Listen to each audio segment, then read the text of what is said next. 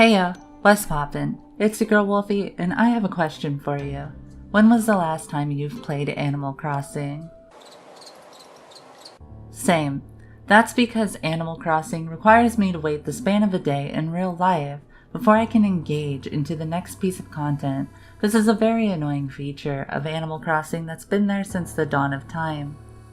Actually, Wolfy, you can just go into your system settings and... Shut up! I didn't ask you.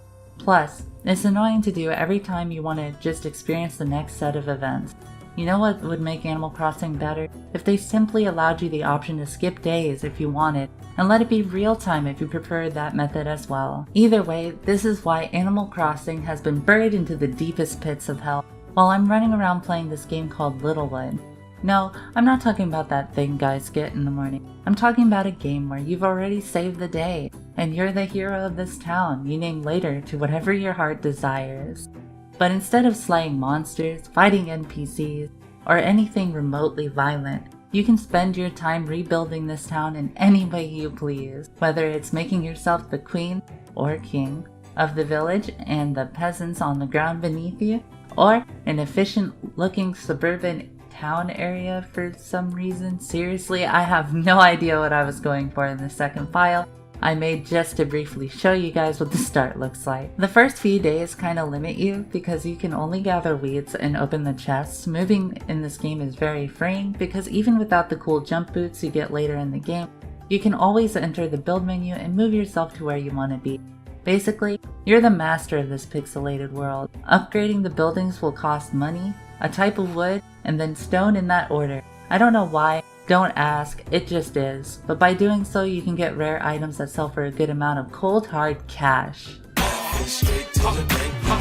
Also, you get a tavern where you can make food to sell to your villagers, which also gets you money. I forgot to mention, it's also a dating sim. Unfortunately, you don't get to date Dudley. No matter how hard you try, you won't be able to marry him. Sorry folks, but he's taken. But you are allowed to date everyone else, which ranges from the good old selection of village idiot, queen, gamer, prissy boy, next door friend, that's a girl, edgy boy, problem child, musical rich boy, best girl, artist, cat boy, minor, tomboy, nerdy girl, and of course, white knight. You might be thinking, wow, these are great choices. What does it mean when you get married? Well, not to give you any spoilers, but they live in your house freeloading by the way, and they talk about how much they want to smooch you. This game is really lewd, so if you're not okay with things like hand-holding, this might not be the game for you. Other than that, you have the other city that gives you items that you can use to build what your neighbors want, which you would only know if you built a desk in their house. Buy more stuff, look for a lost pet, play the card game, and go on a fishing trip. Then you have the two major areas where you will spend most of your time, the dust caverns for ores, stones, and bugs, mostly, and some fishing. The endless forest for plant-related things, and also some fishing, I guess. As you play home improvement for your villagers' houses, they'll have gifts for you that make your acquisition of items easier, and as you upgrade your buildings, their performance increases. The lumber mill in your smelting area? Those are your best friends. Trust me, you will get a lot of use from them. The town center? Also your best friend, because this is how you get more energy so you can do more things. What's energy? It's the system that you use that moves the time of day. Don't worry, this game isn't rude enough to force early morning, midday, and late night mechanics for you to catch bugs and things unlike other games. Also, you can maximize your efforts each day, and it even warns you every time you're about to send yourself to a coma. It's time to stop! And punish yourself by losing energy or time for the next day. If I were to complain about anything, it would be that running through the mines in the early stages is awful, because randomly moving enemies brings me pain, and I can't even fight back. What is this, a game for babies?